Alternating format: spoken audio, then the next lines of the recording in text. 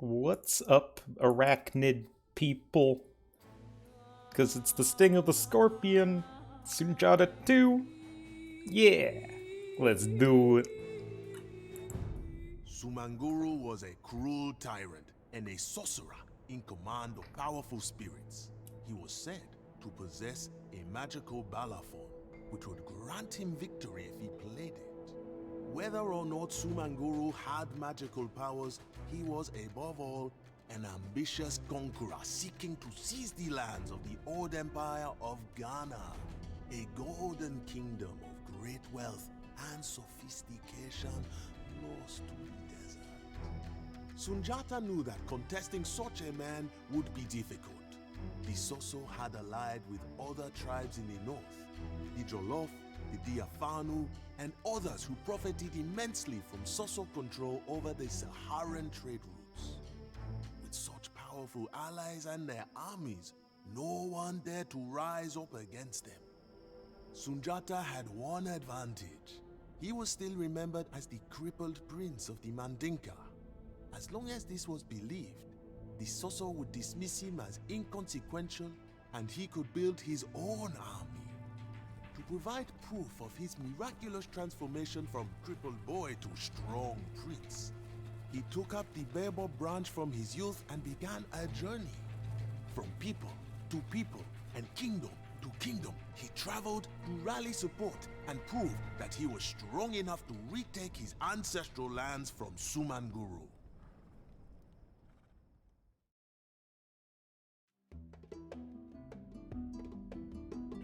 Okay. Getting the sound back down. Getting my delicious beverage that I got when I got up there during the intro. Anyway, bring the cart to the flag plazas in Sangaran, Labe, and Niger. The Malians are still confined to the Castle Age and have a population limit of 150, so double of the last scenario. Protecting your allies is not required to succeed in this mission, nevertheless it's still a good idea, since they will provide the Malians with support. Not much, but I guess so. Sundjata commands the Malian camp in the dense forests to the south. The Sangaran, the strongest of the enemies, have a castle to the northwest. They have a lethal army of archers, skirmishers, scorpions, and monks. Honestly, I think all three opponents are around the same strength, in my opinion. I guess Sangaran's the only one with the castle. To the far north... Oh yeah, they are also Malians. To the far north, protected by rivers and towers, are the Labe. Once they reach Castle Age, they'll be a challenging opponent training longswordsmen, knights, and battering rams. They are Berbers.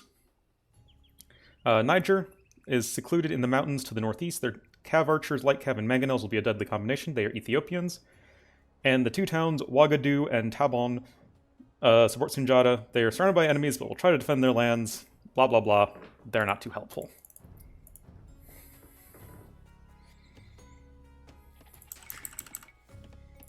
We face many enemies here. But if we can bring our holy relic to their towns, they will surely submit to our rule. This is the cart carrying the baobab stick of our great commander. We should have units near it at all times so it doesn't fall into the wrong hands. Doesn't look like much of a baobab stick. You know, it looks like a relic. Because here's a baobab tree. Also, it doesn't seem like they'd have many sticks on them. They're sort of like all of the foliage is at the top. What do I know? Anyway, lots of reading there. But the moral of the story is... the scenario, I guess, can be a little bit tricky if it catches you off guard. But we will not be caught off guard. Correction. We will try to not be caught off guard. It is always a fierce battle against incompetence that we face.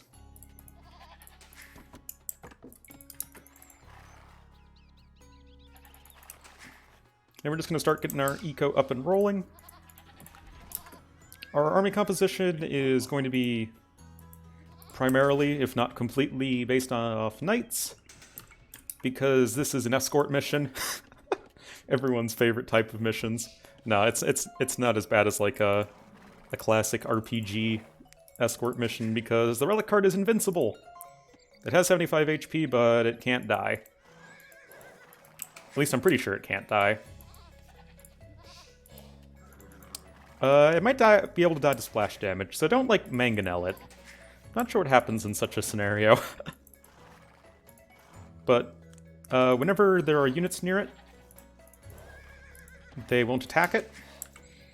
And if, say, an enemy unit like captures it when none of my units are around, then it'll just stand in place until, you know, you capture it back.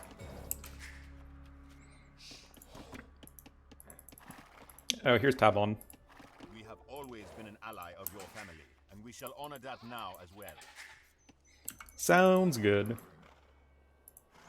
Anyway, both of your allies are stuck in the feudal age and don't really do a whole lot to help you out. Mostly they serve as punching bags for the enemies while you get built up. Yeah, might as well go say hi to Ouagadougou. Oh, whoops. I don't know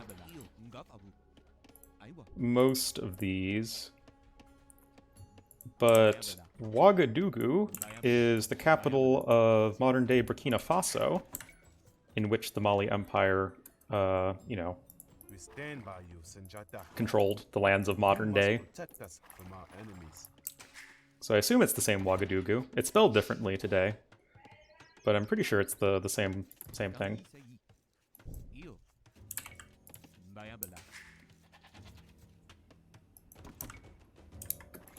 What else?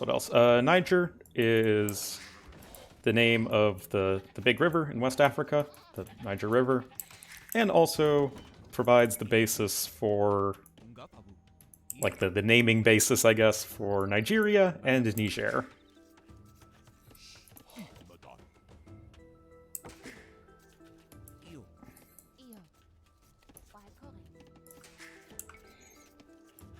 I don't know Singarin, Tabon, or Labe.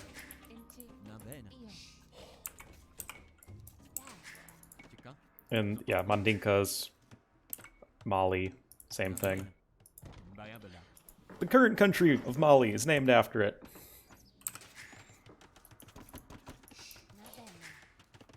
Which, actually,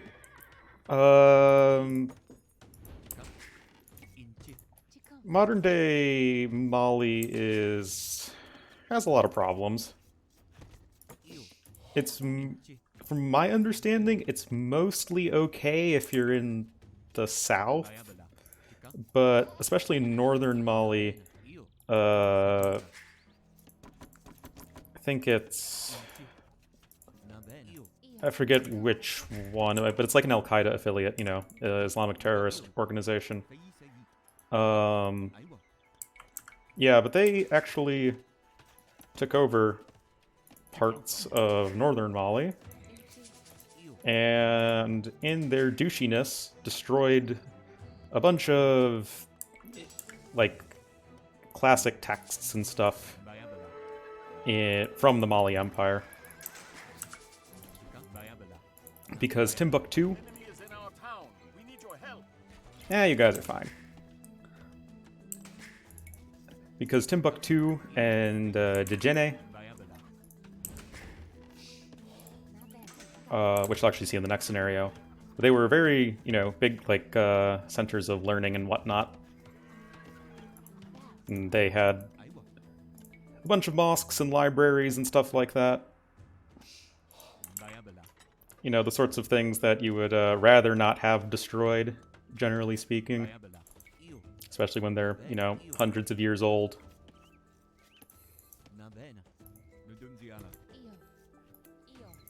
Unfortunately, we can't always have things. Not even nice things, just things.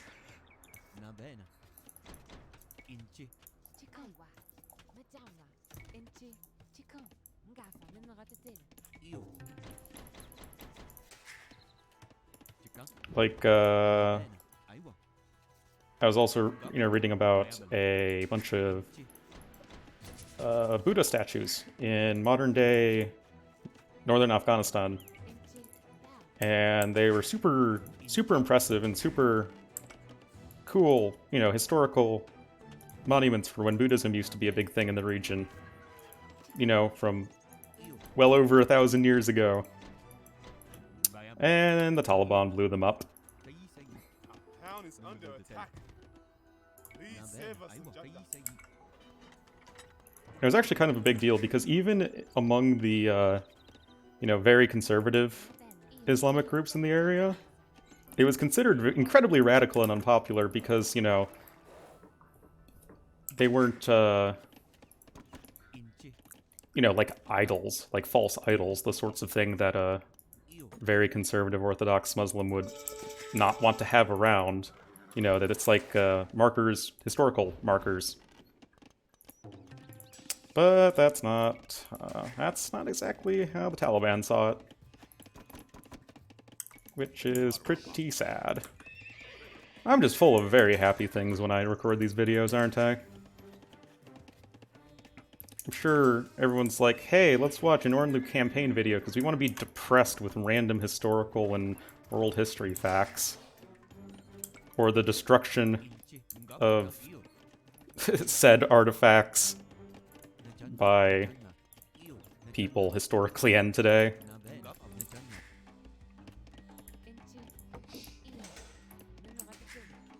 In a slightly happier note, though, just of random things I've been learning about recently in as part of my, you know, academic adventures in university here. Apparently, there is the remains of a super ancient town in modern-day northwest Thailand. And they have a bunch of clay pots and stuff that predate, you know, pretty much anything that we knew existed there in Southeast Asia, and showed that there was some sort of pretty advanced culture. And this is like, what, 3000 BCE or something like that? It's pretty insane. Because we didn't think, like, the sort of traditional thinking is that there really wasn't a whole lot of, you know, advanced society until the Chinese or Indians, one of the two, brought it over. But this has, like, stuff that is not from... Like, it has characteristics that are not from China or India and are endemic to the region, which is pretty cool.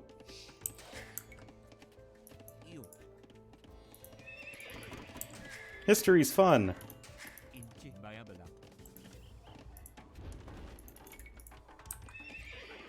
I mean, if you're wondering if what's going on, our allies are constantly getting attacked, and I don't really care, because they never get past feudal age. So how much of a help can they be against enemies who will all get to castle age? Oh, I mean, Sangharan and Niger start in castle age.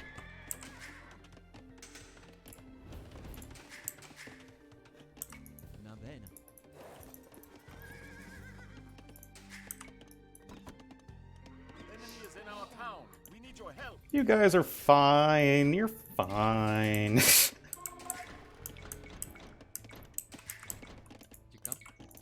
I mean, honestly, it is nice that they're soaking up so much of the aggression from our enemies, because we're just getting to boom freely. I mean, I did stonewall myself in just to be on the safe side, but it seems like that wasn't necessary.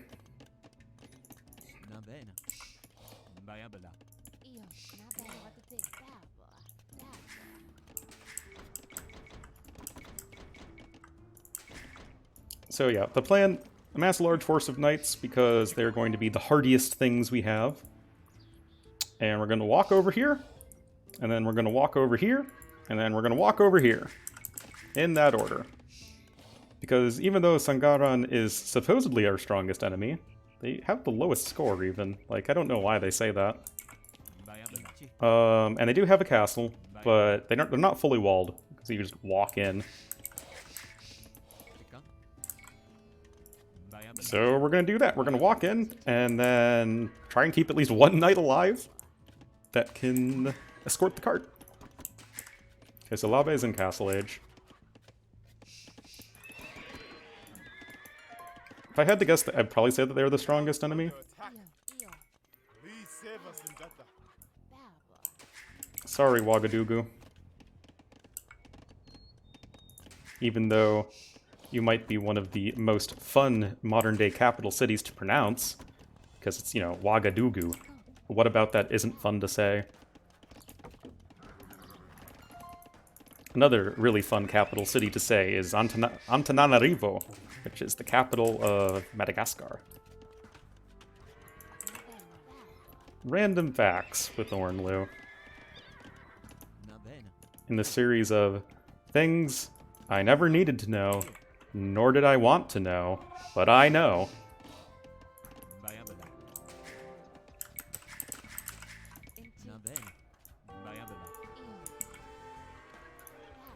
Where am I under attack? Oh, that's fine. Yeah, Lobby does have some guard towers there. Well, the Stardust Watchtowers obviously are now guard towers. And they're pretty annoying. They have them on each side of this sort of cliff that takes up the middle of the map. Well, it's actually just a big old mountain range that takes up the middle of the map. And then in those mountains to the east is Niger.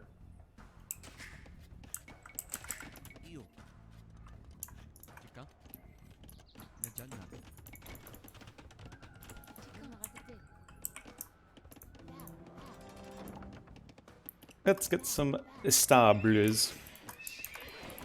And really have pretty good upgrades, we just need to round it out.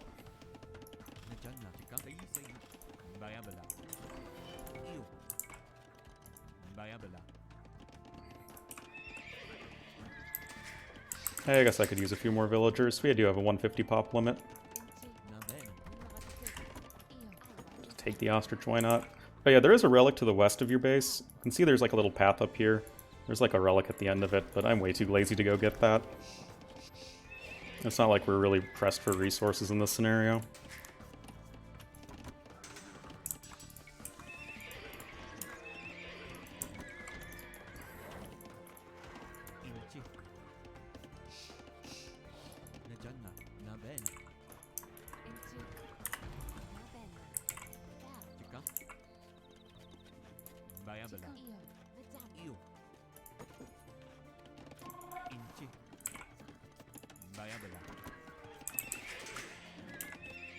Neigh. That's me making the horse neigh sound.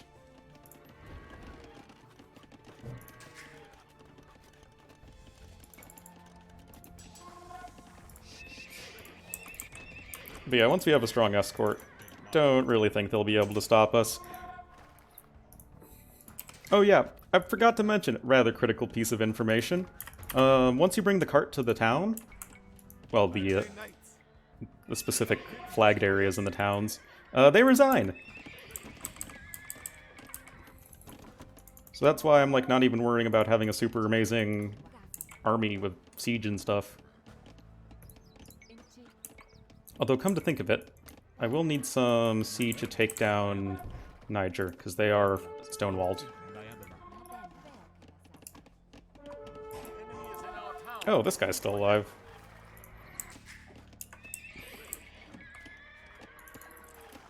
"15 knights, plus reinforcements, and 4 pikemen. Seems good. Now we're just gonna go right-click here. Oh yeah, and as of recording this, they have patched the bug that was initially a problem in DE, where the game crashed randomly. A lot in this scenario, and it happened to me a lot. It happened to me like 4 or 5 times when I first tried to do it, and I'd like save every 2 minutes or something, just to make sure I could like get some bit of progress. But as far as I'm aware, that is patched and we're all fine and dandy.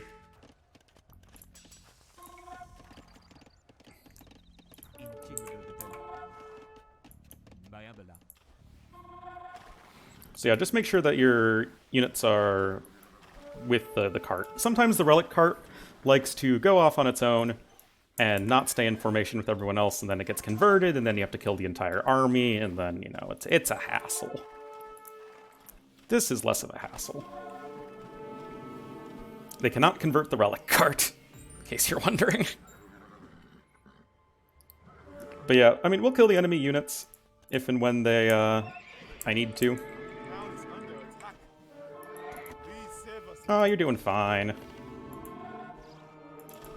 Like, yeah, we're getting some stuff converted. Hey, petards. And? The court has reached Yes. Sundjata.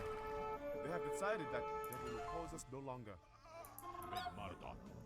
These guys on stand ground.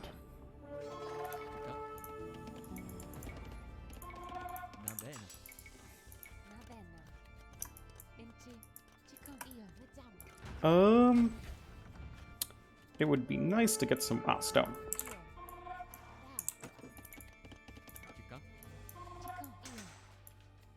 Gold.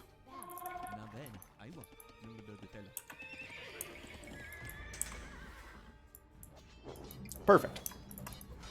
Just wanted to make sure that these guys were thoroughly defeated.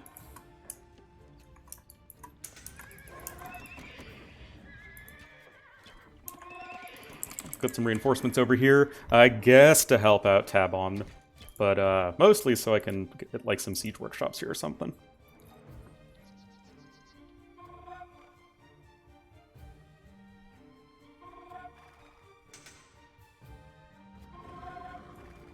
Sorry, had to take a drink.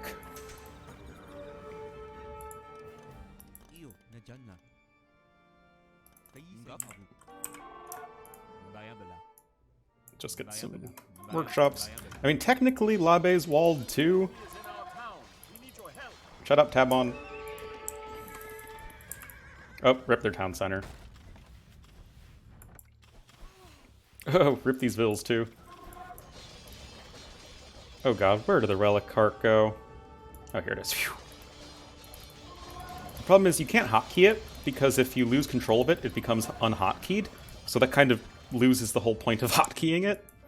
So you just have to like look over the map if you lose it. And by I say lose, I just mean literally lose sight of it.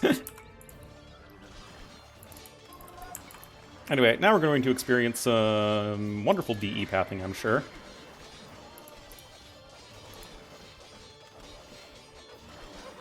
Yep. Only the best.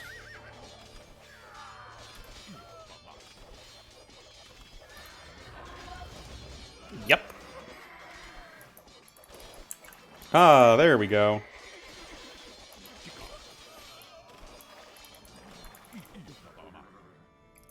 Onward to Labe.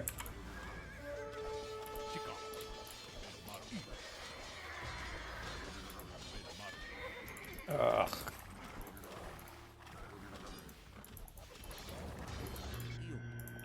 Thank you, Heater. Always coming on at the best times. Yet again, I'm a big fan of not freezing. Up, up, up, up, up, up, up. The relic cart has reached the town of Labe, and they have laid down. Labe? Thought it was Labe. Who knows? My pronunciations are certainly not anything to go by. I'm just guessing.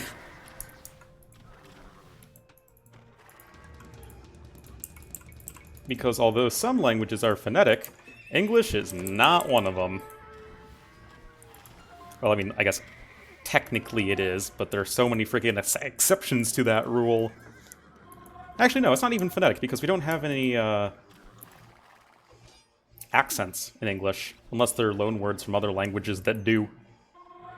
Like, entree. Is from French, obviously.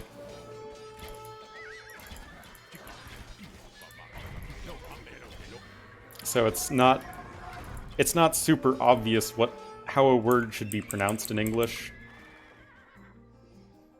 just by reading it. Which is why oftentimes you can tell if a person learned a word from hearing it, if they use it correctly but they misspell it when writing. Or you can tell the person has learned the word from reading it if they use it correctly, in spoken conversation, but mispronounce it.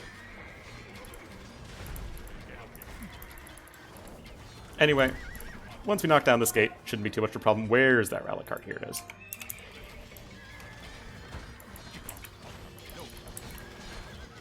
Definitely not a super hard scenario. Thanks to our good bullet sponge teammates.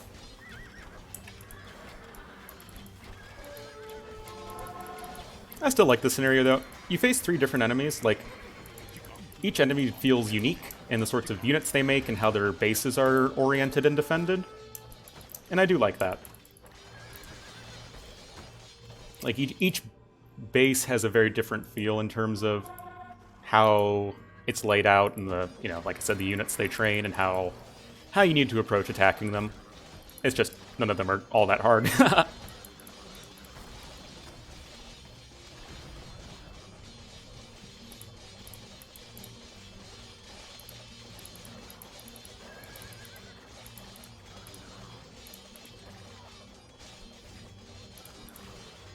And as soon as we get the relic card over here, we should be winning! Just like Charlie Sheen. Hey, also none of the enemies have infinite unit spam, which also, in my opinion, tends to make enemies feel more unique, is when they, I don't know, don't spam all units infinitely. Now they too will submit to Mali rule. Yes, they will. Everybody submits to Molly rule. Come hang out at our Mollies. Yeah.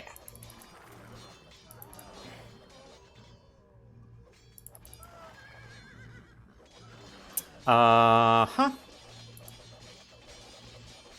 Yep. Sangara, There we go. and Niger sent word that they shall submit to Sundjata, ruler of Mali. It seems the tide is turning in our favor. Our tide, she has been turned. Anyway, here are the rest of the bases, if you are so interested. Niger had a lot of gold. But yeah, here's our poor teammates. Oh yeah, let me get the volume.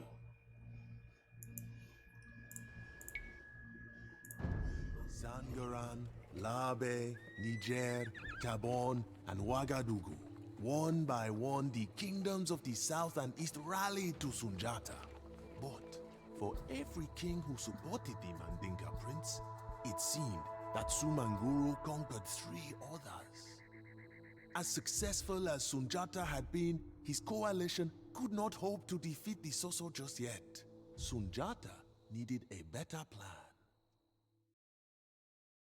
Needed better allies, more like. Anyway, as per usual, KD is broken. But here are the rest of the stats.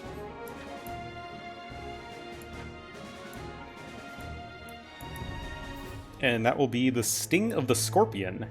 Coming up next will be Jariba Gold. See you guys then.